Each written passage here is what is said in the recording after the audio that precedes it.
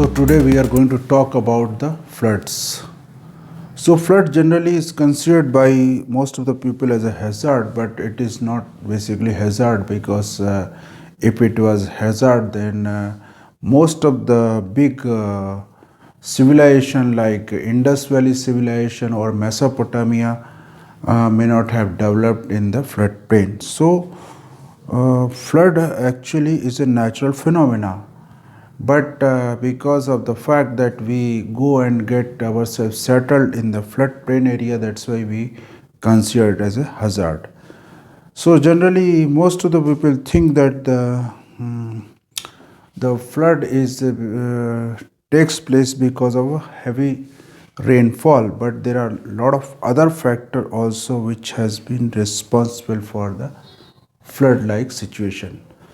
So the first reason, apart from the excessive amount of rainfall or because of the cyclone or cloudburst, is a deforestation in the upper catchment area. Because suppose if you have a these are the this is the river valley, and this is called as upper catchment, this is called as the catchment area of the river. So if in these places, if you deforest this area, then because of the deforestation, because of the fact that this plant cover has been removed, that's why the whenever rainfall takes place, it directly beat the soil, and when it will beat the soil, then this soil will get eroded, and all the soil having been eroded is going to get deposited in this river valley.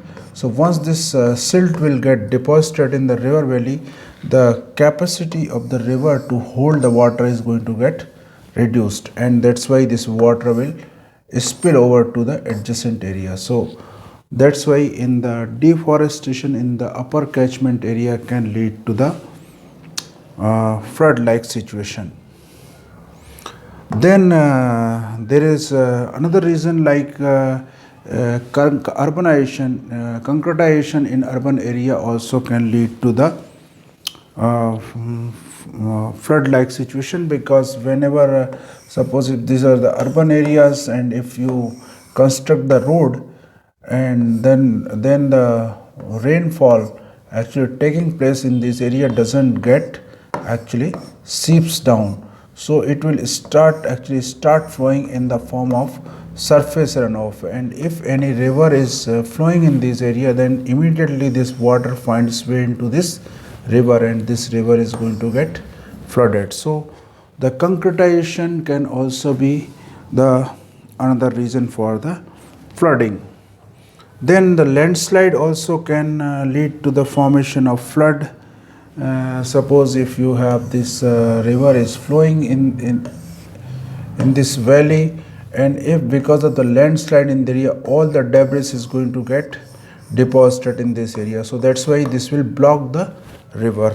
So whenever it will block the river, suppose this is how river is flowing, and if this river has been blocked by the debris, then it will lead to the formation of some kind of temporary lake in this part, and that's why in this part you will have a flood like situation. And whenever this debris will be removed, then immediately all the water that was piled up here will start moving downstream, so it may create the flood like situation in the downstream area as well.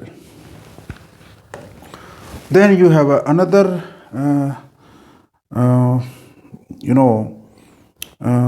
reason why exactly flood takes place, because sometime when the river actually meanders, then this meandering also can lead to the flood like situation, because whenever this water actually moves in this fashion, then it cannot move at a high velocity. So if suppose if any the water is comes from the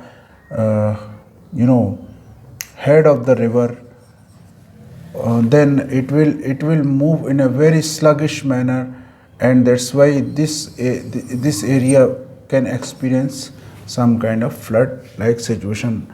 And that is the reason why wherever this river has got itself meandered, then the one of the solution for this kind of flood is to make the channel straight, so that the water can move at a much high velocity. So the meandering also can lead to the flood like situation. Then sometime the high groundwater level also may cause flood like situation, like for example in case of Kosi, the floods takes place because in this area the groundwater level in these areas are very high. It is very close to the surface. So if this groundwater level is very close to the surface, then even in little bit amount of rainfall may lead to the flood like situation in these areas, because this water will not be able to seep down because the groundwater is very close to the surface. So high groundwater level also can lead to the formation of flood. In some time, whenever the formation of sandbars at the mouth of the river also can lead to the formation of floods. Like for example, if any river is just draining into sea, and if some kind of for example, if you see the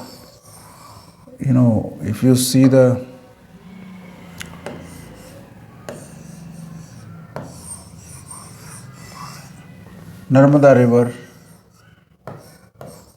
then it flows in this manner, and if any kind of sandbars is formed at the mouth of the river, that can lead to the flood like situation in this area. So the formation of sandbar at the mouth also of the river can also lead to the flood like situation.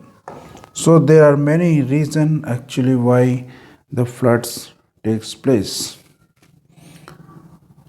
So these floods also can be managed with the help of many techniques, like one of the approach that the government has gone on to follow is by creating the multipurpose project. So if you construct the dam, then the excessive amount of water can be stored behind the dams. But these dams actually, for example, if this river is flowing, if you construct the dam, then lot of water can be stored. Whenever the excessive amount of rainfall takes place, then you can store this water, and that's how you can prevent the downstream area from getting flooded. But this multipurpose project has also been successful in only those countries where the climate is much more predictable than what monsoon is. Because the problem with this multipurpose project is that suppose if you think that this time the monsoon will be will not be good, then what you can do, you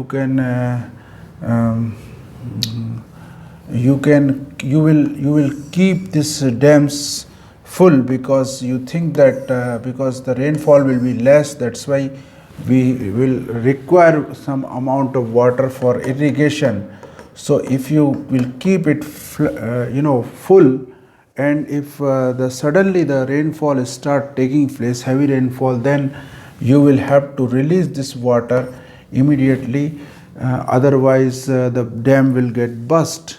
So that's why in such a scenario you will get this area flooded, which would not have been flooded if there was no dam. So that's why this dam, instead of preventing floods, sometime has led to the creation of artificial flood.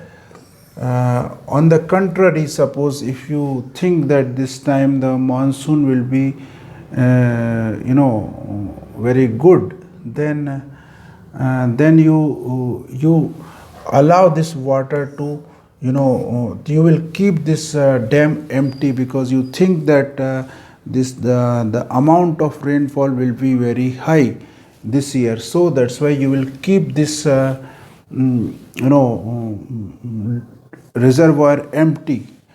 And but you hardly get you hardly get rains because this your monsoon has a very spatio-temporal variation. So that's why if you don't get rain, then you will suffer from the drought condition because you have already released the water from the reservoir. So that's why the both this multipurpose project has been successful in only those areas where the climate is much more predictable. Then the another problem with this multipurpose project is that because they were having a multipurpose project, because apart from controlling the flood, the electricity generation was another purpose of this reservoir. But these both the purpose, electricity generation as well as controlling the flood, cannot be done simultaneously, because if you have to produce the electricity, then you have to keep this dam full. That's how you can produce the electricity. But at the same time, if you have to control the flood, then you have to keep it empty. That's how otherwise you will not be in a position to actually store the excessive amount of water that is likely to take place. So that's why these both the actually objective of these multipurpose project is contrary to each other. Then we have another the best way to prevent the flood is the afforestation in the catchment area. Because if you suppose this is a catchment area of the river, and if you plant more and more tree, then what it will do, actually it will reduce the surface runoff. So that's why whenever it will reduce the surface runoff, and at the same time it will reduce the erosion as well. So that's why this surface runoff will be reduced, and that will prevent this area from getting flooded. At the same time, when this infiltration also will increase, that will also prevent this area from suffering from the drought like situation. So if you afforest the you actually practice the afforestation in the upper catchment area, then you can cope up with both the flood as well as drought. So this is the one of the best method to prevent to control the floods.